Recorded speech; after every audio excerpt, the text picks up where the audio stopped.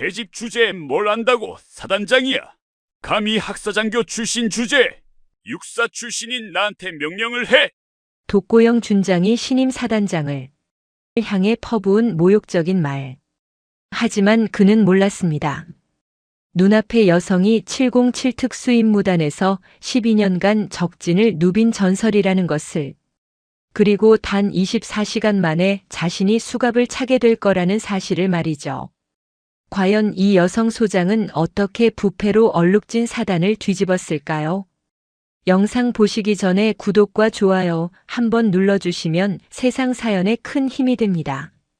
무료로 할 수 있는 소중한 응원, 더 좋은 이야기로 보답하겠습니다. 이제 시작하겠습니다. 2024년 3월 15일 오전 9시 경기도 동두천시에 위치한 육군 제28보병사단 정문 앞은 이른 봄 햇살 아래 고요했습니다. 하지만 그 고요함 속에는 누구도 예상하지 못한 거대한 변화의 서막이 숨어 있었습니다. 검은색 공용 차량 한 대가 사단 정문 앞에 멈춰 섰습니다. 뒷좌석에서 내린 여성은 키 172cm의 날씬한 체구에 단정하게 묶은 머리, 그리고 어깨에 빛나는 소장 계급장을 달고 있었습니다. 한수진 소장, 만 42세. 육군 사관학교가 아닌 학사장교 출신으로는 최초로, 그리고 대한민국 육군 역사상 최연소 여성으로 소장 진급과 동시에 사단장 보직을 받은 인물이었습니다. 한수진의 이력은 그 자체로 전설이었습니다. 서울대학교 법학과를 졸업하고 학사장교로 입대한 그녀는 단 3년 만에 707 특수임무단 선발시험에 합격했습니다. 당시 여성 지원자 중 유일한 합격자였고 체력평가에서는 남성 후보생들을 제치고 상위 10% 안에 들었습니다. 707에서의 12년간 그녀는 대테러 작전, 해외 인질 구출, 북한 관련 특수 임무 등 국가 기밀로 분류된 수십 건의 작전을 성공적으로 수행했습니다. 소령 시절에는 아프가니스탄 파병 부대에서 정보장교로 근무하며 탈레반의 습격을 사전에 차단해 부대원 전원을 무사히 귀환시킨 공로로 화랑무공 훈장을 받기도 했습니다. 그러나 707 출신이라는 명예로운 이력은 동시에 그녀에게 보이지 않는 장벽이 되었습니다. 육군 내부에는 여전히 육사 출신 남성 장교들이 주류를 이루고 있었고 학사장교 출신의 여성이라는 이유로 그녀를 경계하는 시선이 많았습니다. 특히 제28사단에는 그녀의 부임을 노골적으로 반기지 않는 세력이 있었습니다. 한수진이 차에서 내리자 위병소 앞을 지키던 병사 2명이 황급히 경례를 올렸습니다. 그녀는 정확한 거수 경례로 답례한 뒤 위병소로 걸어갔습니다. 그런데 이상했습니다. 신임 사단장이 부임하는 날이라면 정문은 활짝 열려 있어야 하고 의장대와 주요 참모진이 도열해 있어야 정상이었습니다. 그러나 지금 정문의 철문은 굳게 닫혀 있었고 위병소 안에는 당직 하사 1명만이 어색한 표정으로 서 있을 뿐이었습니다. 신임 사단장 한수진 소장입니다. 정문을 개방해 주시기 바랍니다. 한수진의 목소리는 차분했지만 단호했습니다.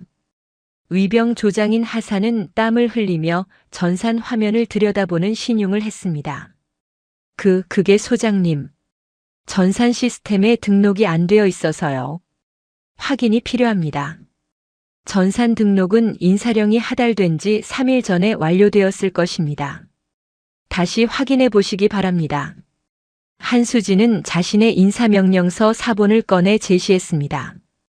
육군본부 인사참모부에서 발행한 정식 문서였고 날짜는 3월 12일로 명시되어 있었습니다. 하사는 명령서를 받아들고도 망설였습니다. 그의 무전기에서 누군가의 목소리가 새어나왔습니다. 최대한 시간을 끌어. 알았지? 한수진은 그 목소리를 놓치지 않았습니다. 그녀는 하사에게서 무전기를 가리키며 물었습니다.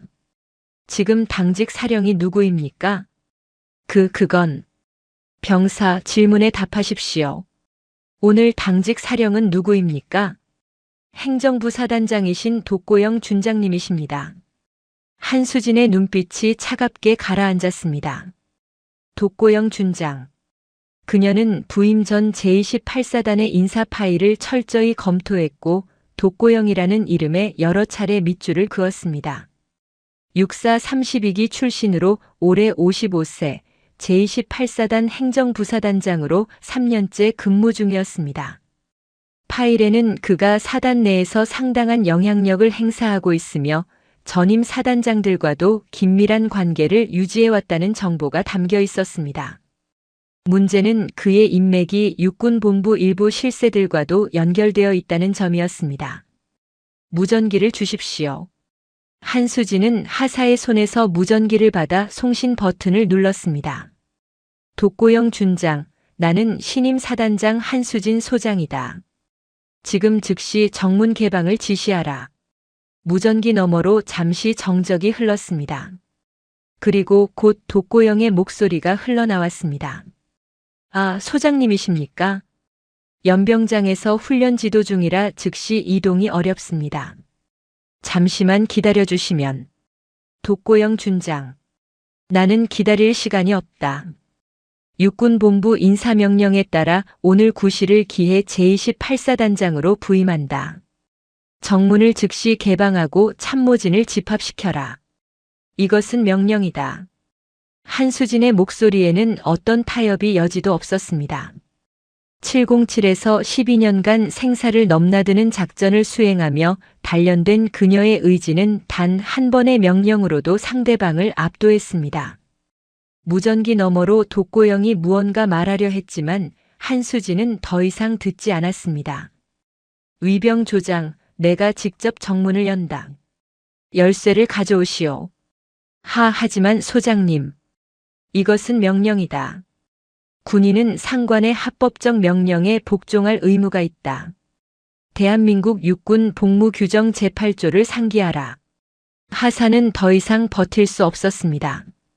그는 떨리는 손으로 열쇠 꾸러미를 꺼내 정문의 자물쇠를 열었습니다. 무거운 철문이 천천히 양쪽으로 열렸습니다.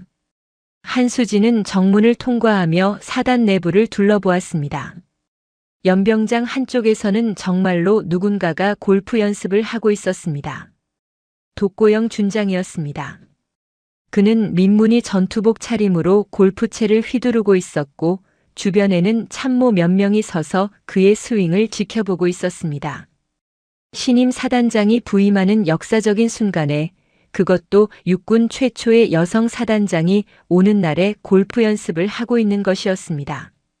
한수진은 그쪽으로 걸어갔습니다. 독고영은 한수진이 다가오는 것을 보고도 골프채를 내려놓지 않았습니다.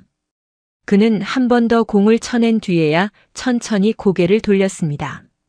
오셨습니까, 소장님? 독고영의 인사에는 존경심이 전혀 담겨 있지 않았습니다. 그는 거수 경례조차 제대로 하지 않았고 골프채를 든 채로 한수진을 내려다보았습니다. 그의 키는 180cm가 넘었고 체격도 건장했습니다.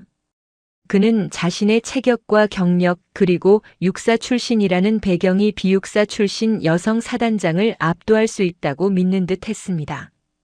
독고영 준장. 지금 즉시 골프채를 내려놓고 정식으로 거수 경례를 하시오. 한수진의 목소리는 낮았지만 단단했습니다. 주변의 참모들이 긴장한 표정으로 두 사람을 바라보았습니다. 독고영은 비웃듯 코웃음을 쳤습니다. 소장님, 저는 지금 훈련 지도 중입니다. 사단장님께서도 아시다시피 훈련은 전시 대비의 핵심이지 않습니까? 골프가 전시 대비 훈련입니까, 준장? 이것은 스트레스 관리의 일환입니다.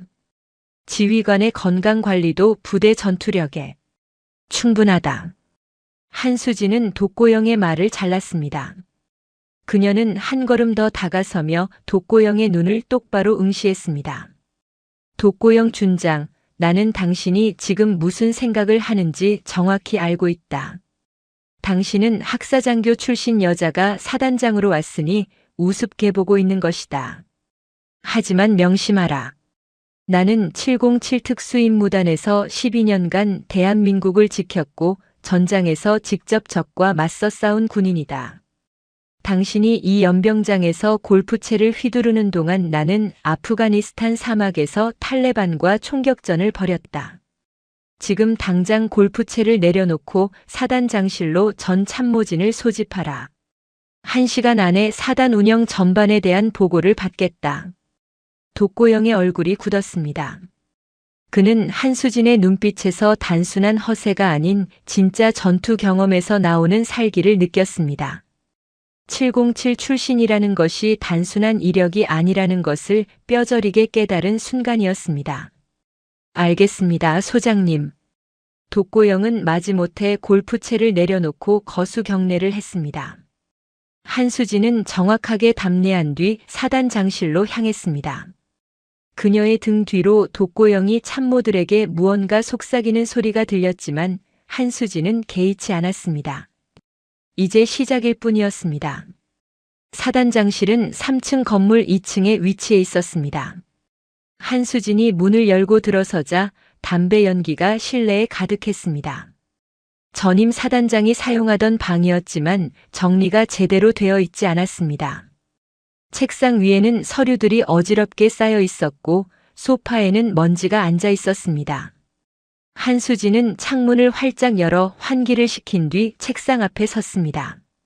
정확히 1시간 후 사단 주요 참모진이 사단장실에 모였습니다. 작전참모, 정보참모, 군수참모, 인사참모 등 주요 보직의 대령과 중령들이었습니다. 그리고 맨 뒤에 독고영 준장이 들어왔습니다. 그는 여전히 불만스러운 표정을 감추지 않았습니다. 앉으시오. 한수진은 참모들에게 자리를 권했습니다. 그리고는 준비해온 서류를 펼쳤습니다. 나는 오늘부로 제28보병 사단장으로 부임한 한수진 소장이다. 여러분과 함께 이 사단을 대한민국 최강의 부대로 만들 것이다. 그러기 위해서는 먼저 현재 상황을 정확히 파악해야 한다. 각 참모는 담당 분야의 현황을 보고하라. 참모들은 차례로 보고를 시작했습니다. 작전 훈련 현황, 병력 배치 상황, 무기 및 장비 보급 상태, 인사관리 등이 보고되었습니다. 한수진은 보고를 들으며 핵심적인 질문을 던졌습니다. 그녀의 질문은 예리했고 군사학과 실전 경험이 결합된 통찰력을 보여주었습니다. 군수참모, 지난달 부식비 집행 내역을 다시 설명하시오. 장병 1인당 배정된 예산과 실제 사용 금액에 차이가 있는 것 같은데. 군수참모인 중령이 당황한 표정으로 서류를 뒤적였습니다. 한수진은 이미 부임 전에 사단의 예산 집행 내역을 입수해 분석했습니다. 그리고 그 과정에서 석연치 않은 부분들을 발견했습니다. 그것은 정확한 답변을 원한다, 중령. 한수진의 눈빛이 날카로워졌습니다. 이것은 단순한 부임 인사가 아니었습니다. 제28사단의 만연한 부패의 뿌리를 찾아내고 도려내는 수술의 시작이었습니다. 그리고 그 메스의 첫 번째 대상은 바로 저 뒤에 앉아있는 독고영 준장이 될 것이었습니다. 회의실의 긴장감이 감돌았습니다. 한수진 소장의 부임은 단순한 인사 이동이 아니라 제28사단 전체를 뒤흔들 폭풍의 시작이었습니다. 참모 회의가 끝난 것은 오후 1시였습니다. 한수진 소장은 회의 내용을 정리하며 각 참모들의 보고에서 발견한 의심스러운 부분들을 노트에 기록했습니다. 특히 군수 분야의 예산 집행 내역에는 설명할 수 없는 공백들이 있었습니다.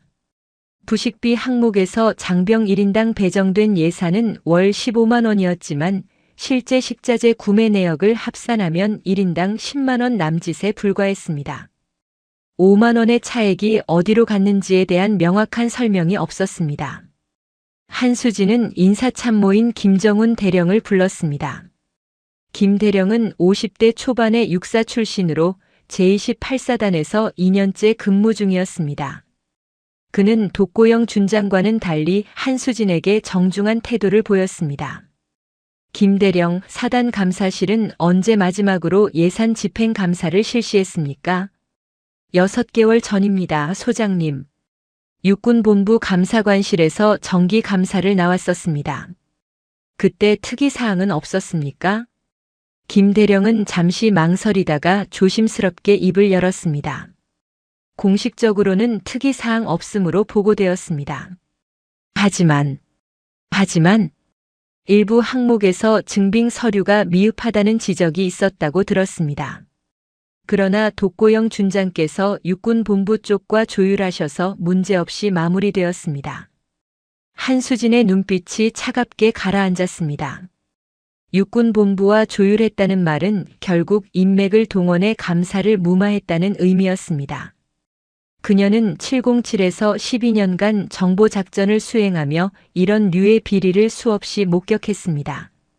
권력과 인맥으로 얽힌 부패는 조직 전체를 좀먹는 암과 같았습니다. 김대령, 지난 3년간 사단의 모든 예산 집행 장부를 사단장실로 가져오시오. 전산 파일과 종이 장부 모두 필요합니다. 오늘 오후 5시까지 준비하십시오. 알겠습니다, 소장님. 김대령이 나간 뒤 한수진은 작전 참모인 이승호 대령도 따로 불렀습니다. 이 대령은 40대 후반으로 육사 출신이었지만 독고영 준장과는 거리를 두고 있다는 정보가 있었습니다.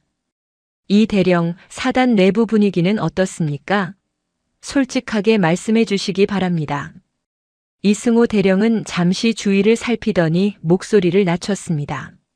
소장님, 제가 말씀드려도 되는지 모르겠습니다만 사단 내부에는 오랫동안 해결되지 않은 문제들이 있습니다. 구체적으로 말씀하시오. 독고영 준장을 중심으로 한 일부 간부들이 사단 운영을 사실상 좌지우지하고 있습니다. 예산 집행, 인사 발령, 심지어 훈련 계획까지 독고영 준장의 승인 없이는 진행되지 않았습니다. 전임 사단장님들께서도 이 문제를 알고 계셨지만 독고영 준장의 육군본부 인맥 때문에 손을 쓰지 못하셨습니다. 구체적으로 어떤 비리가 있습니까? 이승호 대령은 더욱 목소리를 낮췄습니다. 부식비 횡령은 공공연한 비밀입니다. 또한 사단 시설 보수 공사를 발주할 때 특정 업체에 특혜를 주고 리베이트를 받는다는 소문이 있습니다. 법인카드로 개인 유흥비를 결제한다는 이야기도 들었습니다. 증거가 있습니까? 직접적인 증거는 없습니다. 모두 소문일 뿐입니다. 그러나 장병들 사이에서는 다들 알고 있는 사실입니다. 한수진은 고개를 끄덕였습니다. 소문만으로는 부족했습니다. 확실한 증거가 필요했습니다. 그녀는 이미 부임 전부터 제28사단의 예산 집행 내역을 입수해 분석하기 시작했습니다. 707에서 함께 근무했던 정보관 출신 동기가 국방부 예산실에 있었고 그를 통해 사단의 최근 3년간 예산 자료를 확보했습니다.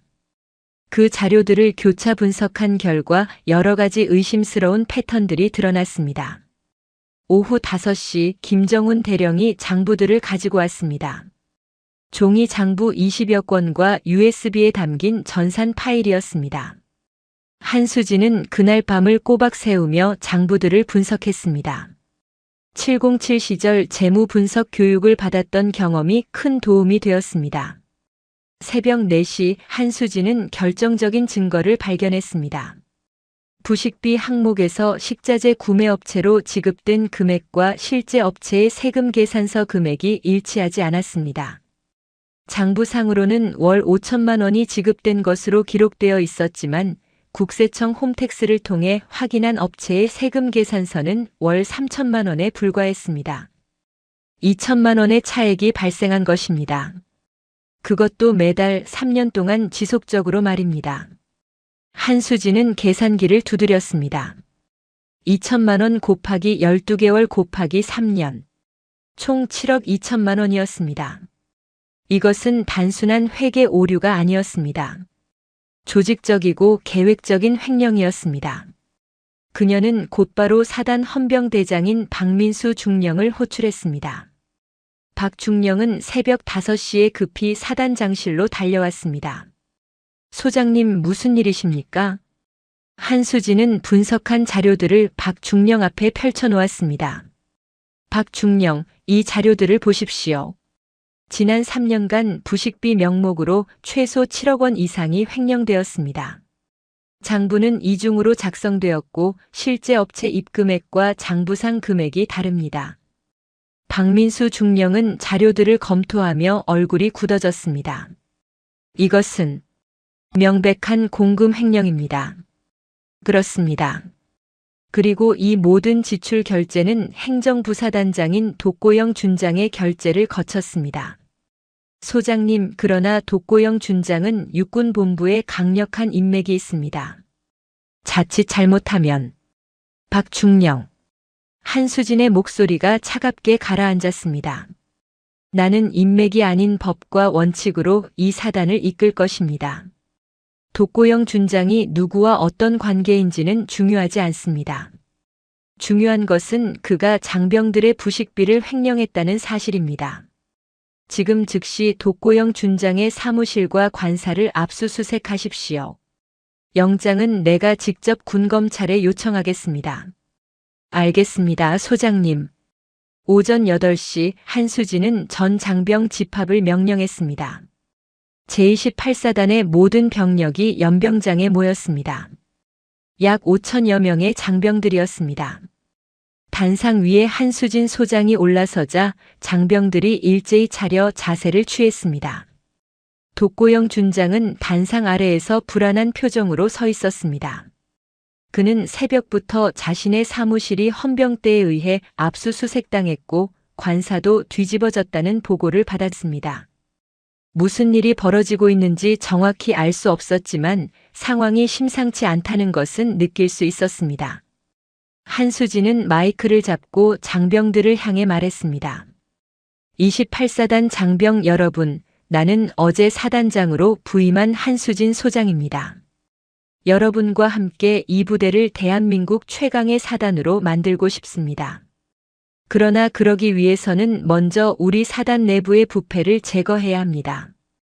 연병장이 술렁거렸습니다. 한수진은 준비한 서류를 들어올렸습니다. 지난밤 나는 우리 사단의 예산 집행 내역을 분석했습니다. 그 결과 충격적인 사실을 발견했습니다. 지난 3년간 여러분의 부식비 명목으로 집행된 예산 중 최소 7억 2천만 원이 횡령되었습니다. 장병들 사이에서 웅성거림이 커졌습니다. 독고영의 얼굴이 창백해졌습니다. 이 돈은 여러분이 더 나은 식사를 하도록 배정된 예산이었습니다. 그러나 일부 간부들은 이 돈을 개인적으로 빼돌렸습니다. 식자재 업체와 짜고 허위 세금 계산서를 발행한 뒤 차액을 착복했습니다. 또한 법인카드를 사용해 인근 유흥업소에서 개인 유흥비를 결제했습니다. 한수진은 헌병대가 압수한 법인카드 사용 내역을 화면에 띄웠습니다. 동두천 시내의 유흥주점, 골프장, 고급 음식점 등에서 수백만 원씩 결제된 내역들이 선명하게 드러났습니다. 이 모든 비리의 중심에는 행정부사단장 독고영 준장이 있습니다. 한수진이 독고영을 가리키자 수천 명의 시선이 그에게 쏠렸습니다. 독고영은 단상으로 올라가려 했습니다. 소장님, 이것은 오해입니다. 내가 설명할 기회를. 독고영 준장, 당신은 지금 군사법에 의해 조사를 받을 대상입니다. 발언권이 없습니다. 한수진의 목소리는 단호했습니다. 그녀는 헌병대장에게 신호를 보냈습니다. 독고영 준장, 당신은 군형법 제58조 공금 횡령죄 및 제60조 뇌물수수 혐의로 긴급 체포됩니다. 지금부터 진술한 내용은 법정에서 불리한 증거로 사용될 수 있습니다. 헌병대원들이 독고영에게 다가갔습니다. 독고영은 저항하려 했습니다. 이건 말도 안 됩니다. 나는 육군본부 권태식 중장님과 권태식 중장이 누구든 상관없습니다. 한수진이 독고영의 말을 잘랐습니다. 대한민국 군대는 법 앞에 평등합니다. 당신이 누구와 연결되어 있든 횡령한 돈은 장병들의 것입니다.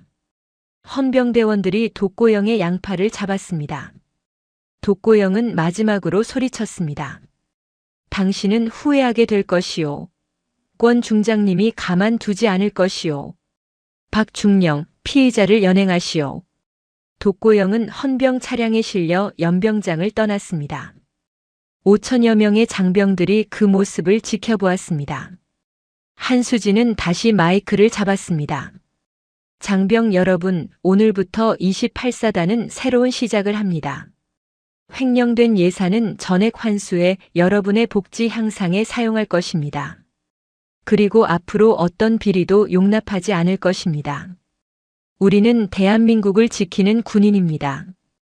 군인은 정직해야 하고 강해야 하며 정의로워야 합니다. 나는 여러분과 함께 그런 부대를 만들겠습니다. 연병장의 박수 소리가 터져 나왔습니다. 처음에는 몇몇 병사들이었지만 곧 전체로 퍼졌습니다. 장병들은 처음으로 자신들을 진심으로 생각하는 지휘관을 만났다는 것을 느꼈습니다. 한수진은 단상에서 내려와 사단 장실로 돌아왔습니다. 김정훈 대령이 그녀를 따라왔습니다. 소장님 정말 대단하십니다. 그러나 독고영 준장이 말한 권태식 중장은 실제로 육군본부에서 상당한 영향력을 가진 분입니다. 보복이 있을 수 있습니다. 한수진은 창밖을 바라보며 대답했습니다. 김대령, 나는 707에서 12년간 적진 깊숙이 침투하는 작전을 수행했습니다. 생명을 걸고 싸워야 하는 상황에서 가장 중요한 것이 무엇인지 아십니까? 무엇입니까? 두려움 없이 옳은 일을 하는 것입니다. 권태식 중장이 보복을 한다면 나는 그것도 정면으로 맞설 것입니다. 이것은 단순한 비리 척결이 아닙니다. 대한민국 군대가 제대로 서는 것입니다. 김정훈 대령은 고개를 숙여 경례했습니다. 그는 처음으로 진정한 군인을 만났다고 생각했습니다. 그날 오후 독고영 준장의 범죄 혐의는 군검찰에 정식으로 송치되었습니다. 압수된 이중 장부와 법인카드 사용 내역, 그리고 업체 관계자들의 진술은 명백한 증거였습니다. 독고영이 쌓아온 3년간의 부패 왕국은 단 하루 만에 무너졌습니다. 하지만 한수진은 이것이 끝이 아니라는 것을 알고 있었습니다. 독고영의 배후에는 더 큰 세력이 있었고 그들은 반드시 반격을 시도할 것이었습니다. 폭풍은 이제 막 시작되었습니다. 독고영 준장이 군검찰에 송치된 지 3일 후 육군본부 인사참모부가 있는 서울 용산의 한 고급 음식점에서 권태식 중장은 소주잔을 내리쳤습니다. 잔이 깨지며 술이 사방으로 튀었지만 그는 개의치 않았습니다. 그 여자가 감히. 권태식 중장은 올해 58세로 육사 28기 출신이었습니다. 그는 30년 넘는 군 생활 동안 육군본부 인사참모부, 작전참모부를 거치며 승승장구했고 현재는 육군교육사령관으로 재직 중이었습니다. 중장 계급장은 그가 얼마나 높은 위치에 올랐는지를 상징했습니다.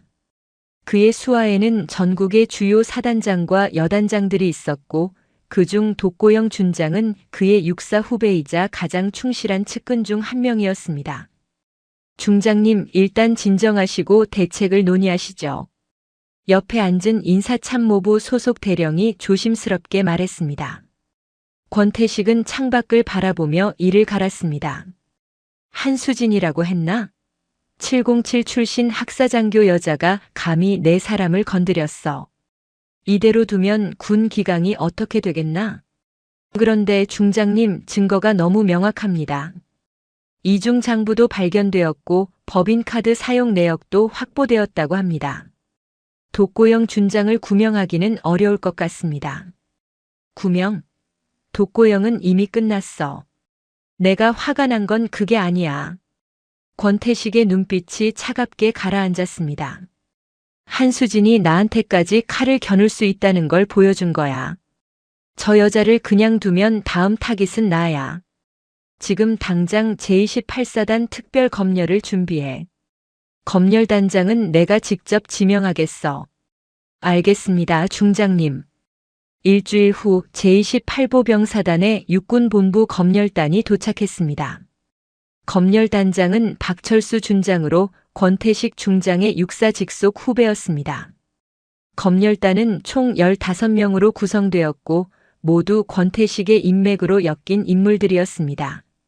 한수진 소장은 사단장실에서 박철수 준장을 맞이했습니다. 박 준장은 거만한 태도로 한수진을 내려다보았습니다. 그의 키는 185cm로 한수진보다 한 뼘 이상 컸습니다. 한수진 소장, 육군본부 지시에 따라 제28사단 특별검열을 실시하겠습니다.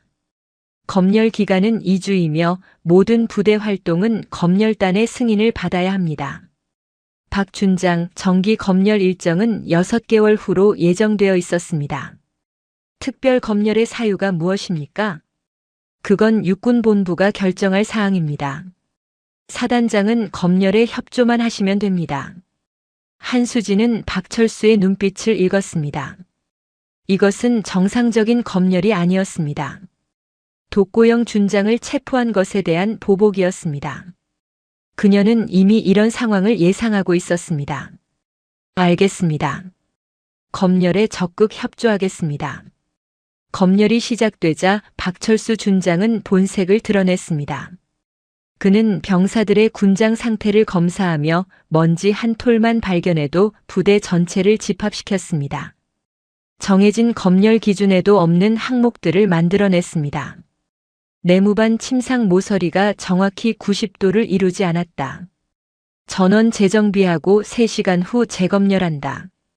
탄약고 온도가 규정보다 0.5도 높다. 담당자를 징계하라. 급식소 식판 정리가 미흡하다. 오늘 저녁 식사는 전투 식량으로 대체한다. 병사들은 하루에도 몇 번씩 집합과 해산을 반복했습니다. 정상적인 훈련은 중단되었고 모든 시간이 검열단의 트집을 잡는 데 쓰였습니다. 가장 심각한 것은 휴가 전면 중단 조치였습니다. 검열 기간 중 모든 휴가와 외출, 외박은 금지한다. 부대 기강 확립이 최우선이다. 박철수의 명령에 간부들은 당황했습니다. 이미 승인된 휴가까지 취소하는 것은 규정 위반이었습니다. 인사참모인 김정훈 대령이 항의했습니다. 준장님, 이미 승인된 휴가를 취소하는 것은 육군 복무 규정 제42조 위반입니다. 장병들의 사기에도 큰 영향을. 김 대령, 지금 나한테 규정을 가르치려는 겁니까? 검열 기간 중 검열 단장의 지시는 절대적입니다. 이것도 모르십니까? 김정훈 대령은 더 이상 말하지 못했습니다. 한수진 소장도 회의에 참석했지만 박철수는 그녀의 의견은 묻지도 않았습니다. 사흘이 지나자 사단 전체가 극도의 피로에 시달렸습니다. 병사들은 하루에 2시간도 채 자지 못했고 간부들은 검열단의 끊임없는 트집에 지쳐갔습니다. 특히 가족 경조사로 휴가를 계획했던 병사들은 절규했습니다. 한 상병은 할머니 장례식에 가지 못해 영내에서 몰래 울었습니다. 다른 병장은 2년 만에 약속한 여자친구와의 만남을 취소해야 했고 결국 이별 통보를 받았습니다. 병사들의 사기는 바닥까지 떨어졌습니다. 한수진은 이 모든 상황을 지켜보며 분노를 사겼습니다. 그녀는 매일 밤 부대를 순찰하며 병사들의 상태를 직접 확인했습니다. 그리고 검열단의 모든 행동을 기록했습니다. 사단 내부에 설치된 폐쇄회로 카메라는 검열단의 갑질 행태를 낱낱이 담아냈습니다. 박철수 준장이 병사를 향해 고함을 지르며 모욕적인 언사를 퍼붓는 장면, 규정에도 없는 기준으로 부대를 압박하는 장면, 심지어 한 간부에게 무릎을 꿇리는 장면까지 모두 영상에 기록되었습니다. 한수진은 707 시절의 동료였던 국방부 인권센터의 법무관에게 연락했습니다. 그리고 수집한 모든 증거 영상과 기록을 전송했습니다. 동시에 국방일보 군사옴부즈만과 국회 국방위원회 소속 보좌관에게도 같은 자료를 제보했습니다. 하지만 한수진은 여기서 멈추지 않았습니다. 그녀는 권태식 중장의 과거를 파헤치기 시작했습니다.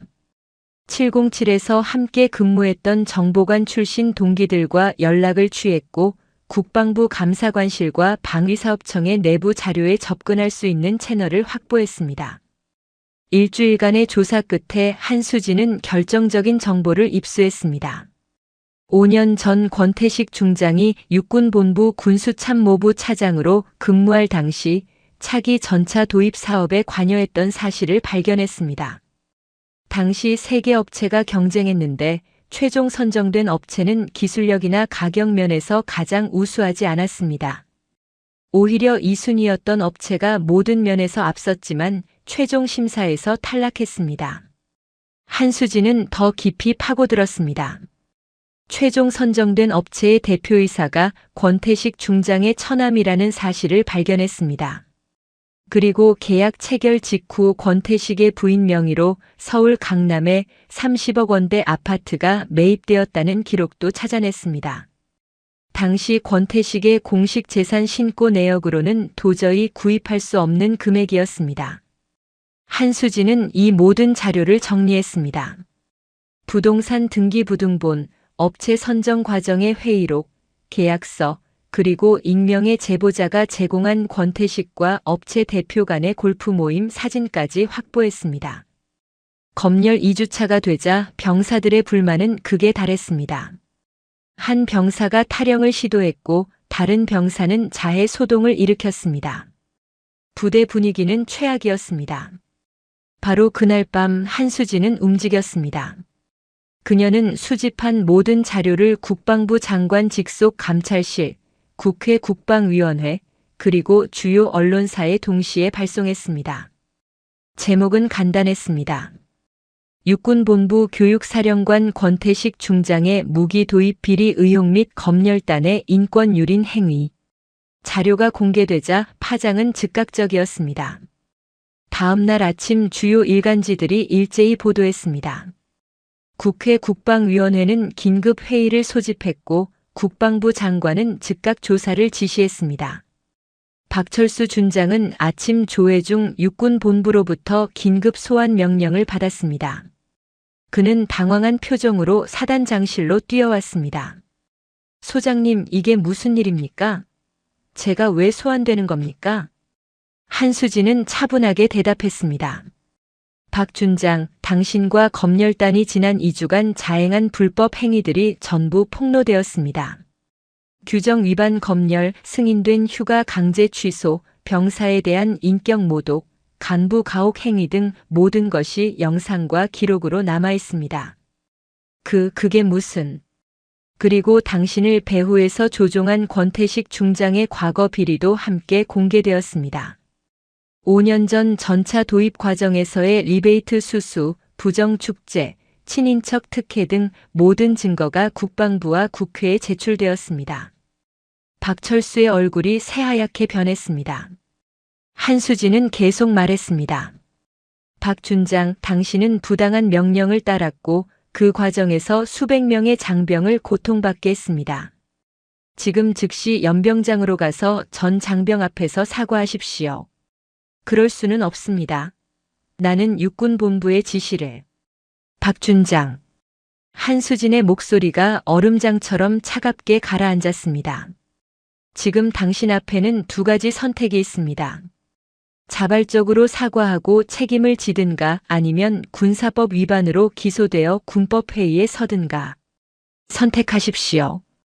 박철수는 떨리는 손으로 모자를 벗었습니다. 그는 자신이 완전히 패배했다는 것을 깨달았습니다. 1시간 후 제28사단 전 장병이 연병장에 집합했습니다.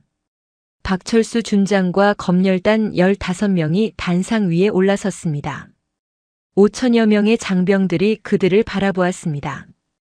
박철수 준장은 마이크를 잡았습니다. 그의 목소리는 떨렸습니다. 28사단 장병 여러분, 지난 2주간 검열 과정에서 여러분에게 큰 고통을 안겨드렸습니다. 규정에 없는 기준을 강요했고 정당한 휴가를 취소했으며 인격적으로 모욕을 주었습니다. 이 모든 것은 제 잘못입니다. 그는 깊이 허리를 숙였습니다. 그리고 무릎을 꿇었습니다. 검열단원 15명도 모두 따라 무릎을 꿇었습니다. 진심으로 사과드립니다. 용서해 주십시오. 연병장에는 정적이 흘렀습니다. 병사들은 무릎 꿇은 검열단을 바라보며 복잡한 감정을 느꼈습니다. 분노, 억울함, 그리고 동시에 정의가 승리했다는 안도감이었습니다. 한수진은 단상에 올라 마이크를 잡았습니다. 장병 여러분, 여러분이 겪은 고통을 잊지 않겠습니다. 그리고 다시는 이런 일이 발생하지 않도록 할 것입니다. 여러분의 휴가는 오늘부터 즉시 재승인됩니다. 지난 2주간의 강제 근무에 대한 보상 휴가도 추가로 부여하겠습니다. 장병들 사이에서 환호가 터져 나왔습니다. 그날 저녁 한수진은 육군 본부로부터 전화를 받았습니다. 권태식 중장이 교육사령관직에서 보직 해임되었고 검찰 조사를 받게 되었다는 통보였습니다. 박철수 준장과 검열단도 모두 문책을 받았습니다. 한수진은 창밖의 별을 바라보았습니다. 첫 번째 전투는 끝났습니다. 하지만 그녀는 알고 있었습니다. 진짜 전쟁은 이제부터였습니다. 부패한 권력은 쉽게 무너지지 않았고 그들은 반드시 다시 일어서려 할 것이었습니다. 하지만 한수진에게는 두려움이 없었습니다. 그녀에게는 정의가 있었고 무엇보다 그녀를 믿고 따르는 5,000명의 장병들이 있었습니다. 권태식 중장이 보직 해임되기 바로 전날 그는 마지막 카드를 꺼내 들었습니다. 육군본부 훈련평가단에 긴급 지시를 내려 제28사단을 대상으로 특별 전술 훈련을 실시하도록 한 것입니다. 이 훈련은 이미 3개월 전부터 계획된 것이었지만 권태식은 훈련 조건을 극단적으로 변경했습니다. 한수진 소장을 공개적으로 망신 주고 사단장직에서 물러나게 만들 마지막 기회였습니다. 한수진이 육군본부로부터 훈련 계획서를 받은 것은 훈련 시작 3일 전이었습니다. 계획서를 펼친 한수진의 표정이 굳어졌습니다.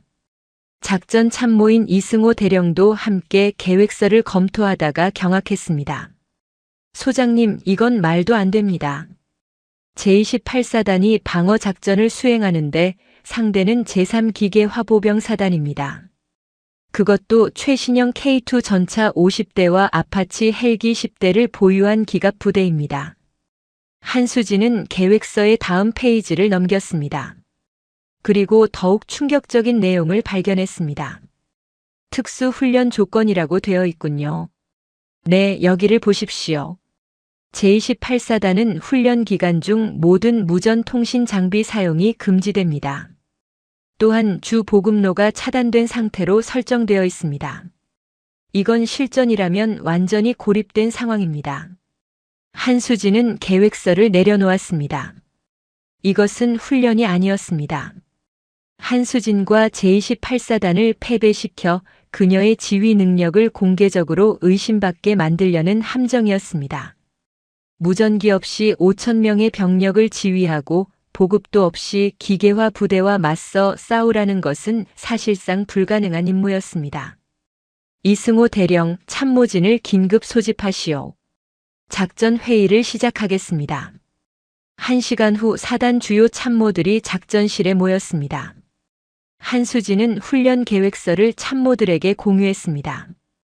군수참모인 최민준 중령이 먼저 입을 열었습니다. 소장님, 이 조건으로는 승리가 불가능합니다. 차라리 육군본부의 훈련 조건 재조정을 요청하는 것이 안 됩니다. 한수진이 단호하게 말했습니다. 이것은 훈련이 아니라 시험입니다.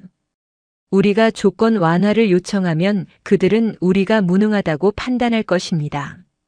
우리는 주어진 조건 그대로 이 훈련을 승리로 이끌어야 합니다. 하지만 소장님, 무전기 없이 어떻게 부대를 지휘한다는 말입니까? 한수진의 눈빛이 빛났습니다. 무전기가 발명되기 전에 군대는 어떻게 전쟁을 했습니까? 우리는 가장 원시적이지만 가장 확실한 방법으로 돌아갈 것입니다. 한수진은 화이트보드에 작전 개념을 그리기 시작했습니다. 그녀의 손끝에서 하나의 그림이 완성되었습니다.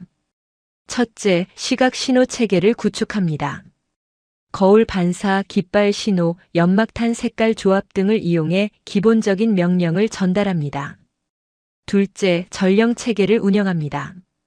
각 대대별로 가장 발이 빠른 병사들을 선발해 전령조를 편성합니다.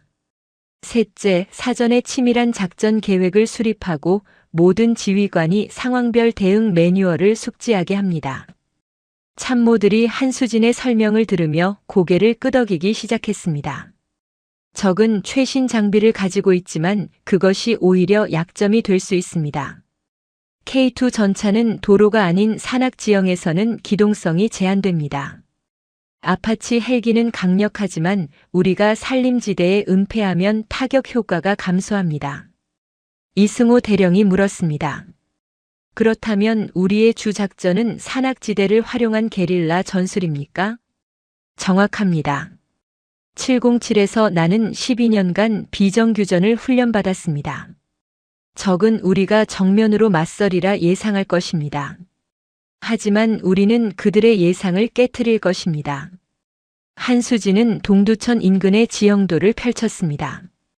그녀는 손가락으로 주요 고지와 계곡을 가리키며 설명을 이어갔습니다. 훈련장은 소요산 일대입니다. 이 지역은 70% 이상이 산악 지형입니다. 적의 기계화 부대는 도로를 따라 이동할 수밖에 없습니다. 우리는 이 도로들을 장악하고 적의 이동로를 차단합니다. 훈련 당일 제28사단 5천여 명의 병력이 소요산 일대로 이동했습니다. 한수진은 병력을 5개 전투단으로 나누었습니다. 각 전투단은 독립적으로 작전을 수행할 수 있도록 편성되었고 모든 지휘관은 상황별 작전 매뉴얼을 완벽하게 숙지했습니다. 상대인 제3기계 화보병 사단은 자신감에 차 있었습니다.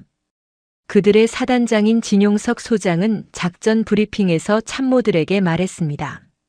제28사단은 통신도 없고 보급도 없는 상태입니다. 우리는 정면 공격으로 36시간 이내에 그들의 방어선을 돌파할 것입니다. K2 전차의 화력과 아파치의 공중 지원만으로도 충분합니다. 훈련이 시작되었습니다. 제3기계 화사단의 50대 K2 전차가 천둥 같은 굉음을 내며 전진하기 시작했습니다. 10대의 아파치 헬기가 하늘을 날며 제28사단의 위치를 정찰했습니다. 그러나 제28사단은 보이지 않았습니다. 산악지대 곳곳에 위장막을 설치하고 완벽하게 은폐한 상태였습니다. 한수진은 소요산 정상 부근의 임시 지휘소에서 쌍안경으로 적의 이동을 관찰했습니다. 적 기갑부대가 3번 도로로 진입했습니다. 전령이 달려와 보고했습니다. 한수진은 거울을 들어 햇빛을 반사시켰습니다. 3번의 긴 반사와 2번의 짧은 반사. 미리 약속된 신호였습니다. 1km 떨어진 고지에서 같은 신호가 되돌아왔습니다. 3번 도로 양쪽 산자락에 매복해 있던 제28사단 병력이 움직이기 시작했습니다. 그들은 미리 준비해둔 통나무와 바위를 도로로 굴렸습니다. K2 전차들이 장애물을 만나 속도를 줄였습니다. 바로 그 순간 산 위에서 훈련용 대전차 로켓이 발사되었습니다. 물론 실탄이 아니라 레이저 판정 시스템이었지만 훈련 규칙상 명중으로 판정되면 그 전차는 전투 불능 상태가 되었습니다. 10대의 K2 전차가 순식간에 무력화되었습니다. 제3기계 화사단 지휘소가 혼란에 빠졌습니다. 진용석 소장이 다급하게 명령했습니다. 아파치를 투입하라. 적의 매복 위치를 찾아내고 제압하라. 아파치 헬기 6대가 소요산 상공으로 날아왔습니다. 하지만 제28사단 병력은 이미 사라진 뒤였습니다. 그들은 공격 후 즉시 산림 깊숙이 철수했고 위장막 아래로 완벽하게 숨었습니다. 아파치의 열상 감지 장비로도 찾아낼 수 없었습니다. 한수진은 다시 거울 신호를 보냈습니다. 이번에는 5번의 긴 반사. 2차 공격 개시 명령이었습니다. 동쪽 계곡에 매복해 있던 또 다른 전투단이 움직였습니다. 그들은 적 보급 부대의 이동로에 미리 설치해둔 함정을 작동시켰습니다. 보급 트럭 15대가 위장된 도랑에 빠졌습니다. 제3기계 화사단의 연료와 탄약 보급이 차질을 빚기 시작했습니다. 첫날 저녁 제3기계 화사단은 예상과 달리 큰 타격을 입었습니다. 전차 18대가 무력화되었고 보급로가 끊겼으며 병력 300명이 포로로 잡혔습니다. 통신 장비가 없는 부대가 어떻게 이렇게 조직적으로 작전을 수행하는지 이해할 수 없었습니다. 진용석 소장은 작전을 수정했습니다. 적은 게릴라 전술을 사용하고 있습니다. 우리도 전술을 바꿔야 합니다. 산악지대로 들어가 적을 소탕합니다. 하지만 이것은 한수진이 원하던 바였습니다. 적이 산으로 들어오면 그들의 장비 우위는 사라지고 병력 대 병력의 싸움이 되기 때문입니다. 이틀째 밤 한수진은 결정적 작전을 지시했습니다. 그녀는 전령들을 각 전투단에 파견해 자정에 일제히적 지휘소를 공격하라는 명령을 전달했습니다. 자정 5방향에서 동시에 제28사단의 공격이 시작되었습니다. 연막탄이 터지고 훈련용 섬광탄이 밤하늘을 밝혔습니다. 제3기계화사단 지휘소를 경계하던 병력이 혼란에 빠졌습니다. 한수진은 707 시절 훈련받은 침투 기술을 직접 시연했습니다. 그녀는 선발된 특공조 20명과 함께 적 지휘소 100m 앞까지 접근했습니다. 그리고 마지막 돌격 명령을 내렸습니다. 돌격! 특공조가 지휘소로 뛰어들었습니다. 3분간의 근접 전투 훈련 끝에 제3기계화사단 사단장 진용석 소장이 포로로 잡혔습니다. 훈련 규칙상 사단장이 포로가 되면 그 부대는 지휘 체계를 상실한 것으로 판정됩니다.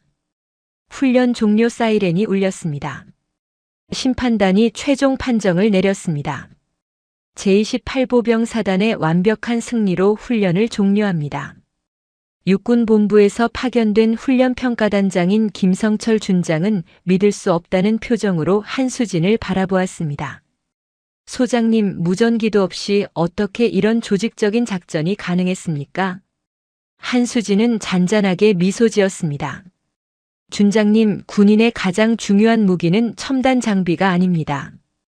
훈련된 두뇌와 강한 의지, 그리고 동료에 대한 신뢰입니다. 우리는 그것을 증명했을 뿐입니다. 훈련장에서 돌아온 제28사단 장병들은 환호했습니다. 그들은 불가능해 보이는 임무를 해냈고 대한민국 최정예 기계화사단을 상대로 승리를 거두었습니다. 더 중요한 것은 자신들을 믿어준 지휘관이 있었다는 사실이었습니다. 한수진은 병사들을 바라보며 생각했습니다. 이것이 진짜 군대였습니다. 첨단 무기나 장비가 아니라 인간의 용기와 지혜, 그리고 정의로운 대의를 위해 싸우는 군인 정신 말입니다. 훈련 결과 보고서는 육군본부 전체를 놀라게 했습니다. 권태식의 마지막 발악은 오히려 한수진의 탁월한 지휘 능력을 입증하는 계기가 되었습니다.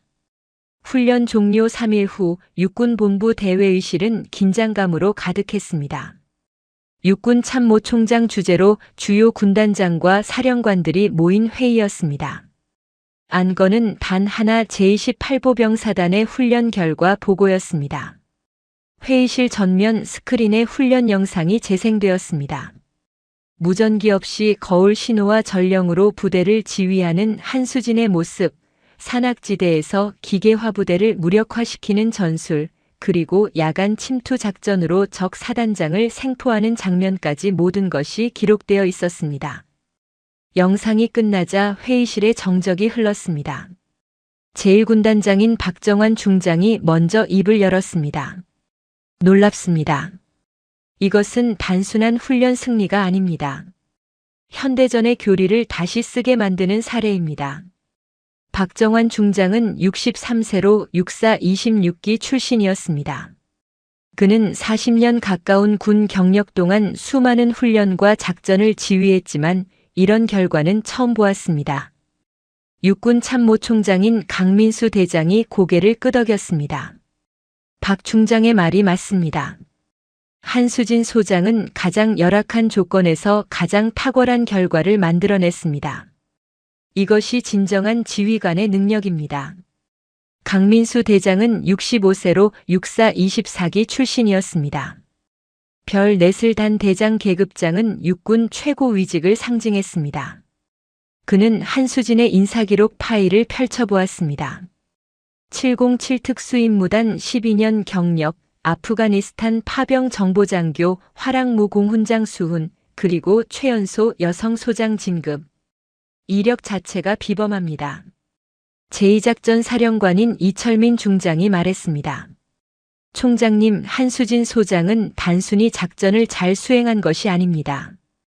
사단 내부의 고질적인 부패를 단 한 달 만에 척결했고 육군 본부의 부당한 압력에도 굴하지 않았습니다. 이런 인재는 더 큰 무대가 필요합니다. 강민수 대장이 참모들을 둘러보았습니다. 여러분의 의견은 무엇입니까? 한수진 소장을 어떻게 활용해야 대한민국 육군에 가장 도움이 될까요? 회의실에서 여러 의견들이 오갔습니다. 일부는 그녀를 다른 사단장으로 보내자고 했고, 일부는 군단 참모로 활용하자고 했습니다. 하지만 박정환 중장의 제안이 가장 설득력 있었습니다. 총장님, 한수진 소장을 국방부 전력발전본부 차장으로 보내는 것이 어떻겠습니까? 그녀의 전술적 혁신성과 부패 척결 능력은 육군 전체의 전력 발전에 큰 기여를 할 것입니다. 강민수 대장은 잠시 생각하다가 고개를 끄덕였습니다. 좋습니다. 한수진 소장을 국방부 전력발전본부 차장으로 보하겠습니다. 승진 추천도 함께 올리겠습니다. 한편 권태식 중장은 그날 육군본부 인사참모부로부터 정식 보직 해임 통보를 받았습니다. 교육사령관직에서 물러나고 대기 발령 상태로 전환되었습니다. 군검찰의 조사도 계속되고 있었고 5년 전 무기 도입 비리 혐의에 대한 증거들이 속속 드러나고 있었습니다. 권태식은 자신의 집무실을 정리하며 한수진을 떠올렸습니다. 그는 평생을 육사 출신 남성 장교들의 네트워크 안에서 살아왔고 그것이 군대의 전부라고 믿었습니다. 하지만 한수진은 그런 네트워크 밖에서도, 아니 오히려 그것과 맞서 싸우면서 더 강해질 수 있다는 것을 증명했습니다. 결국 내가 졌군. 권태식은 쓸쓸하게 중얼거렸습니다. 그는 자신의 군 생활이 정의가 아닌 이익을 위한 것이었다는 사실을 뒤늦게 깨달았습니다. 제28보병 사단에는 변화의 바람이 불고 있었습니다. 독고영 준장이 횡령했던 7억 원은 전액 환수되어 장병 복지 기금으로 조성되었습니다. 식당 시설이 개선되었고 부식비가 제대로 집행되면서 장병들의 식사질이 눈에 띄게 좋아졌습니다.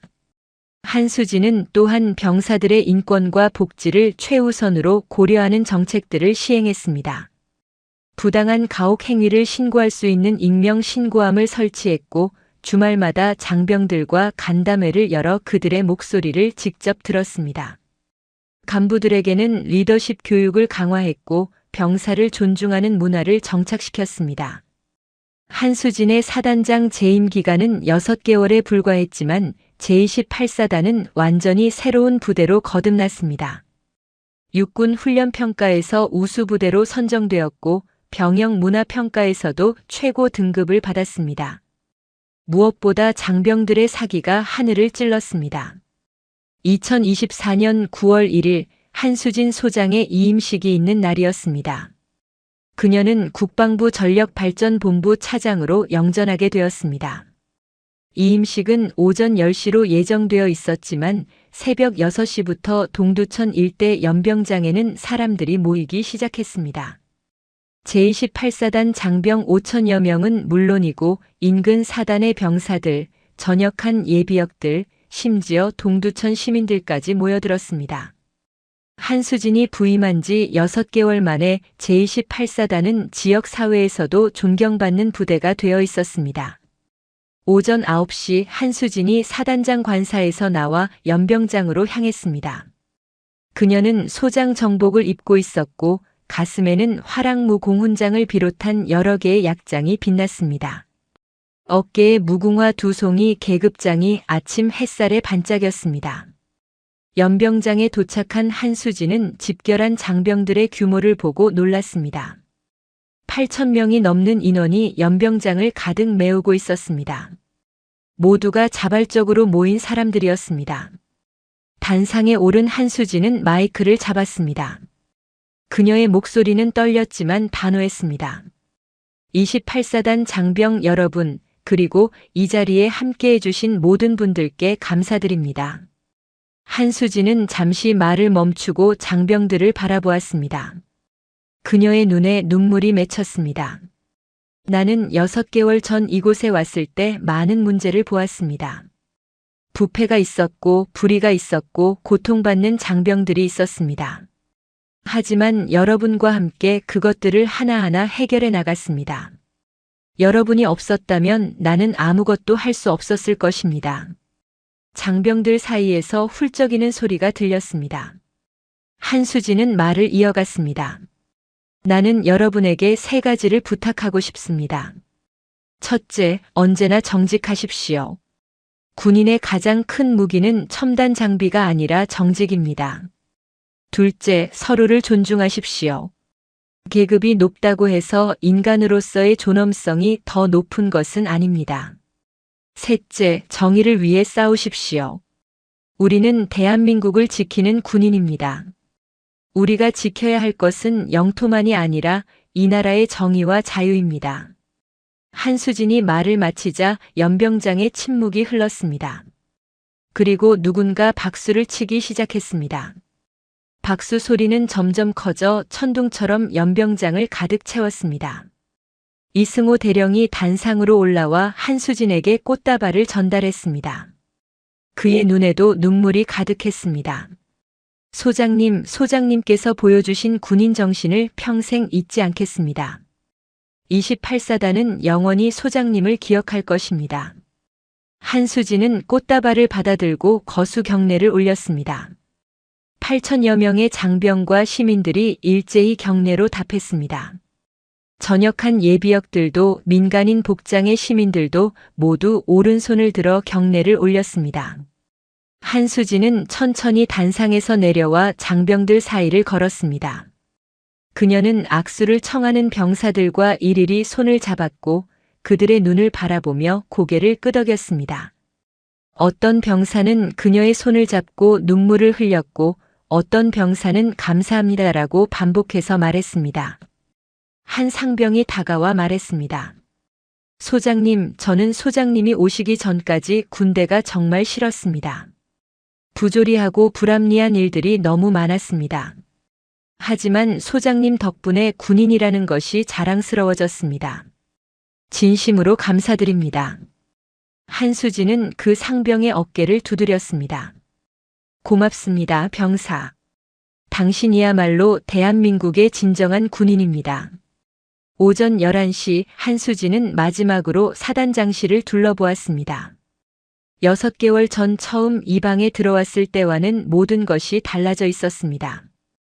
깨끗하게 정돈된 책상, 창밖으로 보이는 연병장, 그리고 벽에 걸린 제28사단의 부대기. 김정훈 대령이 노크를 하고 들어왔습니다. 소장님, 차량이 준비되었습니다. 알겠습니다, 김 대령. 그동안 정말 수고 많으셨습니다. 아닙니다, 소장님. 제가 더 많이 배웠습니다. 앞으로도 소장님께서 보여주신 길을 따라가겠습니다. 한수진은 사단장실 문을 닫고 복도를 걸었습니다. 복도 양쪽에는 간부들이 도열해 있었고 모두가 경례를 올렸습니다.